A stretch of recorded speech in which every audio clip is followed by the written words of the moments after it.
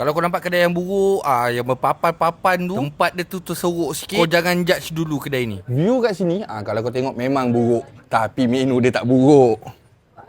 Ya, dulu kedai kat sini memang buruk. Sekarang cantik dah. Dia ada jual nasi lemak. Oi, nasi lemak ni top. Nak lagi best, dia ada menu baru. Yang ni menu dia modern sikit. Dia ada mantau dengan butter clam yang bergulung-gulung panjang tu. Yang tu pula chicken roll. Susah kau nak dapat butter clam macam ni. Rasa creamy dia, lepas tu ada pedas-pedas. Chicken roll ni pula menu Cina. Jarang Melayu buat. Untuk yang ramai tak tahu, nasi lemak kat sini nasi lemak berlauk. Paling hot selling kat sini sambal paru rangup dia tu dengan ayam goreng berempah. Ni jujur aku bagi tahu, aku sendiri datang tak tahu dah tak terkira. Antara pot nasi lemak yang terbaik ada dekat Melaka. Kena pula sekarang ni ada macam-macam menu baru. Lagi layan. Yelah, tak semua orang ni hari-hari nak makan nasi lemak. Bila dah ada pilihan macam ni, tak adalah datang sini nak makan nasi lemak semata-mata. Tapi aku suka ada punya chicken roll. Dah confirm terjamin halal. Kalau datang sini, aku sendiri recommend korang try dia punya ayam paru sambal rangup dia ni. Lepas tu kau compare lah dengan tempat lain. Aku suka paru yang macam ni, pedas, manis, rangup, tak ada bau hamis. Konsep makan kat sini senang je. Bila datang kau pilih lauk dulu, ikut selera kau. Lauk pun macam-macam. Sambal soto kembang ni ada. Rendang pun ada ayam, daging dengan kerang. Paling penting kangkung lah. Baru nasi lemak Melaka. Paling nak santai, ada pastry dah sekarang kat sini. Dia cuti setiap Rabu awal bulan. Cari je nasi lemak Bandar Kaba. Dia betul-betul kat roundabout Bukit Cina tu. Dari pukul 5 sampai 12 malam.